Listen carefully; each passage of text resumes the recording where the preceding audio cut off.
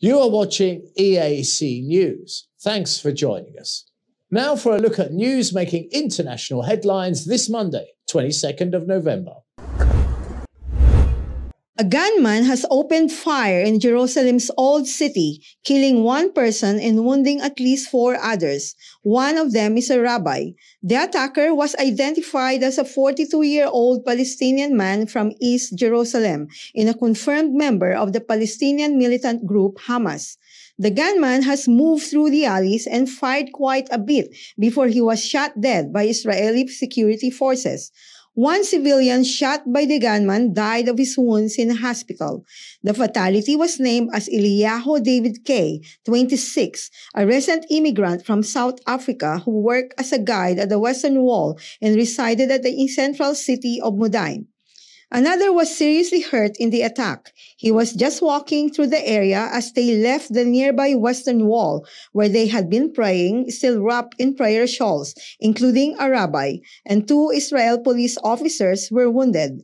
Internal Security Minister Omer Bar-Lev has confirmed that the attacker had a submachine gun. The attack took place near a gate to a compound in East Jerusalem that is frequent flashpoint for violence, the location of the Al-Aqsa Mosque. It is one of Islam's most revered locations and also the holiest site in Judaism, known as the Temple Mount. This is the second attack in Jerusalem in 4 days.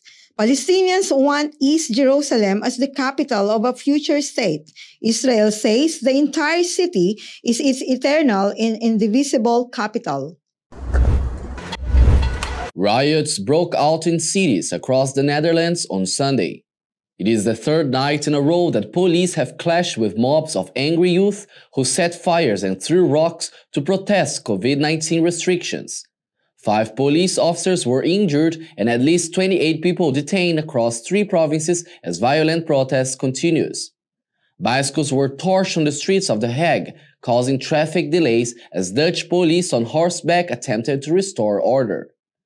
Dutch authorities used water cannon, dogs and mounted police to stop rioting youths who set fires and threw fireworks in the worst disturbances since a full lockdown led to widespread disorder and more than 500 arrests in January.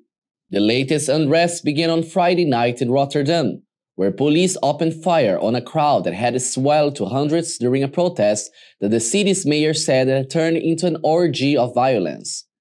3 people believed to be hit by police bullets remain in hospital on Sunday. The protests were sparked by opposition to government plans to restrict use of a national corona pass to people who have either recovered from COVID-19 or have been vaccinated, excluding those with a negative test result. The Netherlands reimposed some lockdown measures on its 17.5 million population last weekend for initial 3 weeks in an effort to slow resurgence of the virus. But daily infections have remained at their highest level since the start of the pandemic.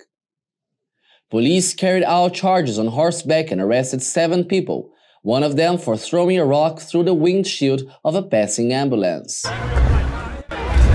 Japanese billionaire Yusaku Maezawa has arrived at the Baikonur Cosmodrome in Kazakhstan on Friday for training ahead of his flight to the International Space Station on a Russian-operated spacecraft. Maezawa's mission, which is set for departure on 8th of December, will be the first to take space tourists to the ISS in over a decade. The 45-year-old tycoon is the founder of Japan's largest online fashion mall and the country's 30th richest man. He will travel to the ISS for a 12-day mission with his production assistant, Yoso Hirano, and plans to document the journey for his YouTube channel.